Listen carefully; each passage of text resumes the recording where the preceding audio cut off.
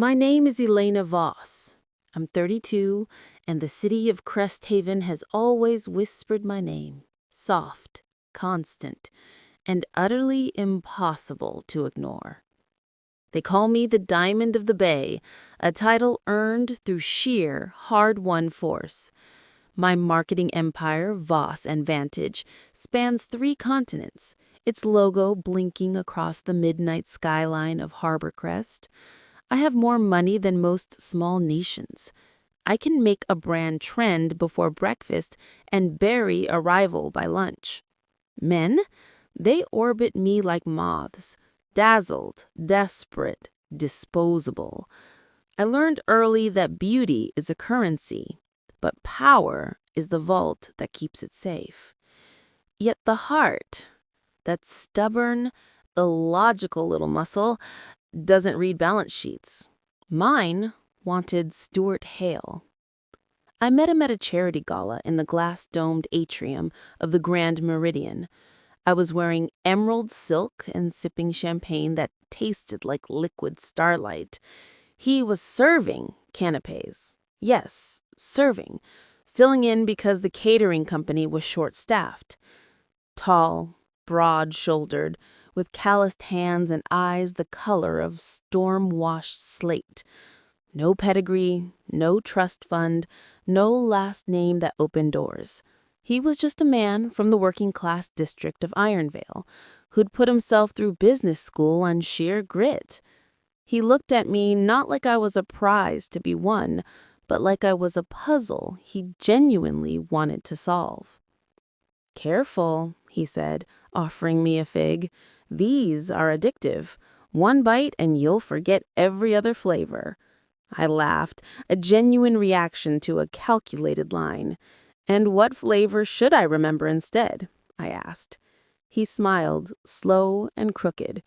"The one that stays after the party ends." 9 months later, we married. My mother pulled me aside the night before.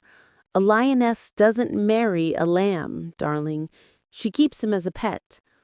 I dismissed them because Stewart checked every box I didn't know I had. He listened when I ranted about boardroom betrayals, leaning in, asking questions that cut straight to the marrow. What did Marcus mean by fiduciary drift? When I worked until 2 a.m., he'd appear in my study with pasta from scratch, plate it beside my laptop and say, "Eat before you conquer the world, Elle." He never once asked for a dime. I offered a casual test, but he'd laugh and say, "Let me earn the upgrade."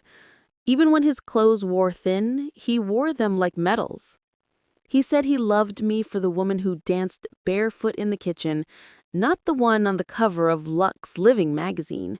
He proved it in small, stubborn ways. The night I came home from a launch party, he didn't ask about the red carpet. He asked about the intern who'd spilled champagne. When I told him she cried, he brought 2 pints of gelato and said, "For the girl who still apologizes when the world steps on her toes." Love makes fools of the wise, and I was the wisest fool in Cresthaven. I gave him my heart. And because the heart is a reckless accountant, I gave him a seat at the table too. Creative director of Voss and Vantage, North Division. My trust, gift-wrapped and hand-delivered. The first crack appeared 7 months after the honeymoon. I was detailing a new campaign launch when he traced lazy circles on my shoulder and said, "You work too hard, Elle. Let me take more off your plate. I can handle it." I thought it was sweet. The first time. He murmured, "You need sleep," and I handed over the reins to the Sun Hollow account. A week later, it was the Rivergate rebrand, then the influencer partnerships. Each surrender felt like the leaf. Little by little, the way water roads stone, he carved out pieces of my empire and tucked them into his pockets. I told myself it was partnership. I was wrong. The second crack came at my birthday dinner. Stewart toasted me, his voice smooth as aged bourbon, but I caught the way his fingers tightened on his flute until the crystal squeaked, the physical action betraying the velvet words. That night, I couldn't sleep. I slipped from the sheets, found his laptop, and the list unspooled like a confession. Marital asset division, postnuptial agreement loopholes, how to freeze joint accounts discreetly. The man who'd cooked me pasta at 2 a.m. had been Googling how to cook my goose while I slept. The heartbreak wasn't a wave, it was a slow bleed. The third crack was a whisper from Leela, my oldest friend, about a woman named Mira, asking questions about the business and the safe codes. I laughed it off, but I hired a private investigator the next morning. 2 weeks later, the file was thick enough to stop a bullet. Grainy photos of Stewart and Mira, emails detailing plans to siphon funds into offshore shells, and recorded calls laughing about the prenup. Mira's voice was honey over venom. When the snake whispers in your garden, do not ask its name. Cut the grass and let it slither into the light.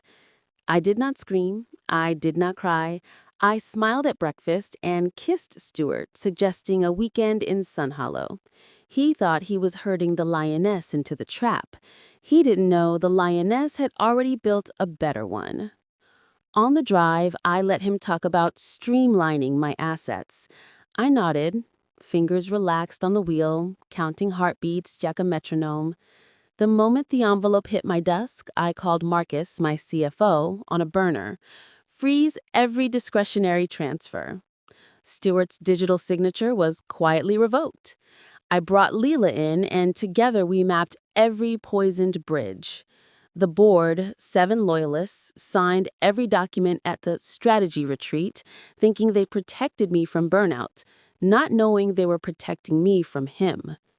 In Sun Hollow, Stewart toasted to new beginnings. That night, I let him think he'd won the final signature. I waited until he slept, slipped to the balcony, and typed Marcus a single message. Initiate Phase 2 at dawn. Phase 2 was surgical. At 6:03 a.m., while Stewart showered, every company card in his wallet went dark. His access badge, deactivated. His email, bounced back with a cheerful user not found. He noticed first at breakfast when his Amex declined. I said, technical glitch, buttering a croissant. He didn't have cash. The drive home was quiet. I turned on the radio, the sound of inevitability. I fed him enough half-truths to quiet the buzzing, waiting until he was asleep before making the calls, Marcus to confirm the freeze, Leela to bring the file, security to stand by. I slipped into the role of the weary wife, then heard his bare footsteps behind me. His voice was heavy. Elena, what is this? I turned, my pulse steady. The voice that left my throat wasn't velvet. It was steel, wrapped in frost. This is the part where the mask comes off, darling, and yours never fit quite right. Marcus handed him the folder. Divorce papers, termination letter, bank statements showing every cent he tried to funnel, frozen in red ink. For dessert, the photos of him and Mira. He laughed, sharp and incredulous. Marcus slid over the tablet, showing the email where Stewart detailed the mental health reasons plot. Leela stepped forward, voice soft as a scalpel. We have the metadata. The IP address traces to your laptop. His face drained. He reached for me, the guards shifting. Marcus has been my CFO for 12 years. Leela longer. You've been my husband for 14 months. Do the math. He dropped to one knee, not romantic, desperate. Sunshine, listen, Mira was a mistake. A stupid, drunken mistake. I was stressed. You were always working. Stop. My voice cut cleaner than any blade. You planned this before the honeymoon. The searches started week 3. How to isolate a spouse from family. Signs of emotional abuse that hold up in court. Ring any bells? He tried tears, shoulders shaking, voice cracking. I love you, Elle. You're my North Star, my queen. X, as of 9:17 a.m. tomorrow, when Judge Harrow, the one who owes me for saving her daughter's startup, signs the decree. You'll be served at the Ironville address you haven't lived in since college. Landlord still has your security deposit? Use it for a motel. The last I saw of Stewart Hale was him being marched past the potted ficus, voice hoarse, shouting, "Elena, my love, my wife," like a spell that had already lost its magic. The penthouse fell silent. Leela poured 3 fingers of scotch. Marcus raised an eyebrow. Phase 3? I smiled, the first real one in months. Let him run to Mira. She's about to discover the snake has no fangs left. Phase 3 was poetic. Mira, a former account manager I'd fired, was Stewart's accomplice. Their romance, motel rooms and promises of white sand and no extradition, was a planned heist. Liquidate the North Division and freeze my accounts. They believed I would be too humiliated to fight. I let them dream. I just took the empire. Within a week, her landlord evicted her, and her consulting shell company was reported to the IRS. Her socials were flooded with screenshots of their pillow talk. I read the vicious comments once. Gold digger gets dug. Then I closed the tab. Let the hyenas chew on scraps. I had a banquet to rebuild. The noise started immediately. At a fundraiser, a baron cornered me, smirking. Rejected timber and caliber for a server with a sob story. How's that working out? I smiled. Better than marrying a man who needs a map to find his own spine. I didn't argue. I acted. I called a 7 a.m. all hands. We lost ground. We take it back triple. We clawed back the Sun Hollow account. Revenue spiked 28% in 1 quarter. The gossip blogs pivoted. Voss 2.0, meaner, leaner, unbreakable. I rose above the storm by refusing to acknowledge it was raining. Stewart tried everything. Desperation clung to him like a scent he couldn't wash off. He sent flowers to my office, massive bouquets, the kind meant to force attention. They were returned within minutes with a single note, pollen allergies. I deleted his 3 a.m. voicemails without letting a single word touch my ears. I refused to let my heart become a donation box for his remorse. The grandest spectacle unfolded at the Cresthaven Gala. He arrived in a rented tuxedo, 2 sizes too big. He begged, actually begged, on the marble steps while photographers swarmed. I walked right past him in diamond heels that clicked like the world's most elegant rejection letter. I didn't pause. I didn't speak. I didn't give him even half a glance. He tried the family angle, cornered my mother at her garden club.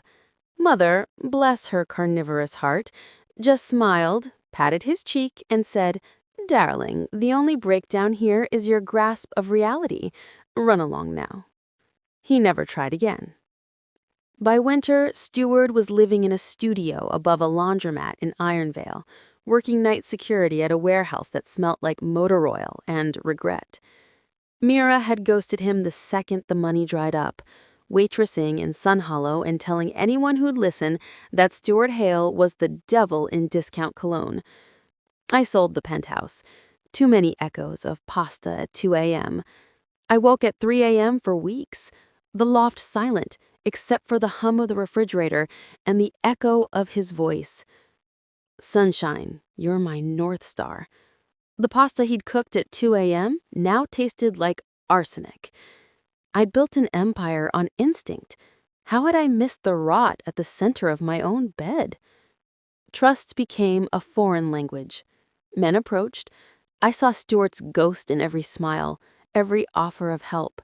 The wall I built wasn't brick. It was diamond. Clear, cold, impenetrable. I told myself it was armor. Some mornings, it felt like a tomb. I ran the empire leaner, sharper, entirely mine. The board toasted my resilience. The headlines called it a comeback. And then there was Julian Park. 35. Quiet. The kind of man who wore the same navy pea coat for 3 winters and still looked like he'd stepped out of a cologne ad. He'd been my lead graphic designer for 6 years. The one who stayed until midnight tweaking pixel ratios because good enough wasn't in his vocabulary. He was background noise, competent, kind, forgettable. I hadn't seen him because I hadn't been looking for competence. I'd been looking for flash. Until the night of the winter solstice party. The team rented out the old lighthouse at Harbor Crest. I was 3 glasses of mulled wine in when Julian appeared with a plate of oysters and a shy smile. Thought you might need sustenance. Empires run on seafood, right? I took an oyster. Our fingers brushed. Static. The kind that makes you check if the rug's plugged in. We talked until the caterers started stacking chairs. He talked about typography, his grandmother's kimchi recipe, and how he'd always wanted to sail to the glacial fjords, but never found the right co-captain. I told him about the villa in Sun Hollow, how the ocean sounded like it was keeping secrets. He listened the way Stewart never had, like every word was a brushstroke on a canvas he intended to frame, not a data point he was filing away for future use. 3 months later, we took that sail. A rented catamaran and a week of stars so bright they drowned out the city. No empire, no headlines. Just salt wind and the sound of him laughing when I tried to tie a bowline knot and ended up with a pretzel. It was a test I hadn't consciously set, and he passed by simply showing up as himself. I married him on the same cliff where I'd married Stewart, but this time the ocean was calm, and the only witness was the tide. I wore linen. He wore the same peacoat, sleeves rolled to the elbow. We wrote our vows on waterproof paper. Stewart sent a letter once, 1 page, cramped handwriting, postmarked from Ironvale. Apologies, promises, a P.S. that he'd always love me. I used it to line the cat's litter box. The cat, a rescue tabby named Vantage, seemed unimpressed. They say the wheel turns. Mine turned full circle and kept spinning, faster, brighter, until the past was just a speck on the horizon. Stewart lost everything he'd schemed to steal. I gained the one thing money can't buy. A man who looked at me, really looked, and saw the woman, not the empire. And every morning when the sun spills gold across our loft and Julian hands me coffee and a chipped mug that says "World's okayest boss," I remember the proverb my mother loved. The snake may shed its skin, but the lioness keeps her claws. I kept mine sharp.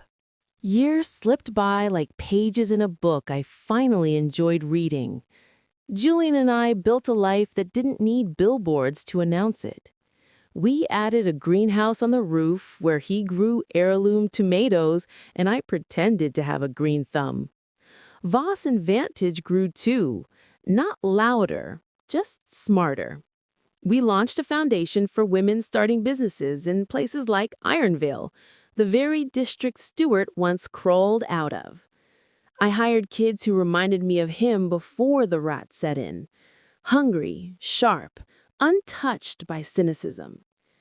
Irony tastes better when you season it with second chances.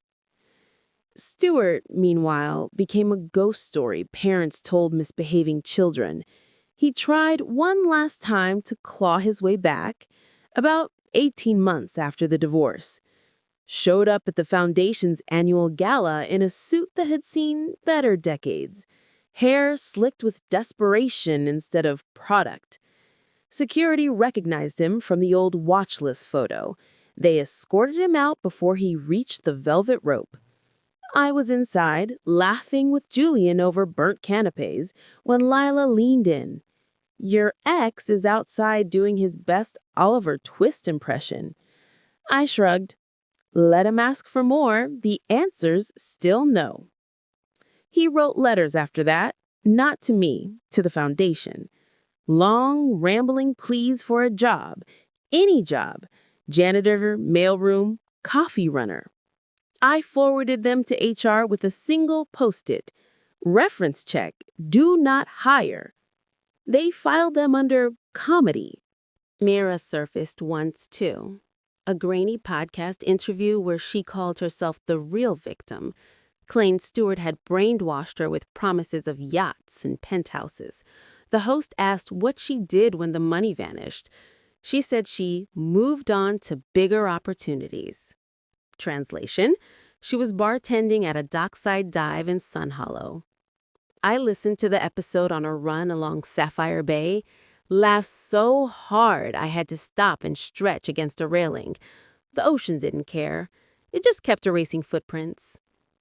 Julian and I traveled when the mood struck. A month in a stone cottage on the Amari coast. We never posted photos. No hashtags, no check-ins. Our memories stayed ours, unfiltered, uncurated. Then came the morning everything tilted again, not with betrayal this time, but with the kind of surprise that makes you believe in second acts.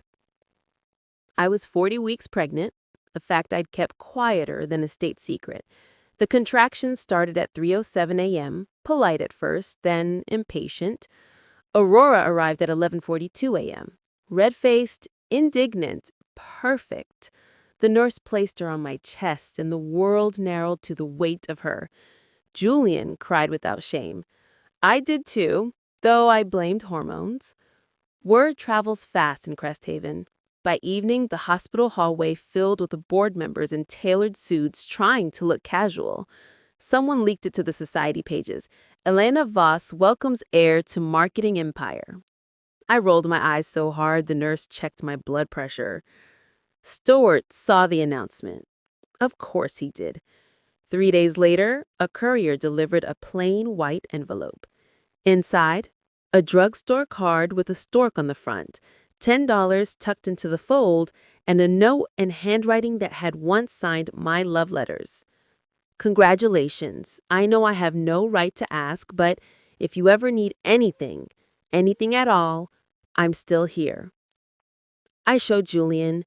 He read it, lips pressed thin, then folded it into a paper airplane and launched it off the terrace. We watched it spiral down 33 floors and land in a dumpster behind the sushi place. Aurora cooed in her bassinet, oblivious. The wheel had turned again. Stewart faded into the static of old news. Last reliable sighting, pumping gas at a station off the old highway to Rivergate, wearing a uniform 2 sizes too big. He didn't look up when the photographer's car idled at the pump. Some stories end not with a bang, but with the soft click of a fuel nozzle returning to its cradle. I never saw him again. Didn't need to. Every time Aurora laughs, I hear the echo of a door I slammed shut years ago. Every time Julian kisses my temple while I'm buried in spreadsheets, I remember the difference between being wanted for what you have and being loved for who you are when the lights go out. The proverb says, "What the caterpillar calls the end of the world, the master calls a butterfly." Stewart thought he was ending my world. He was only clearing the cocoon. And me? I spread wings he never knew I had.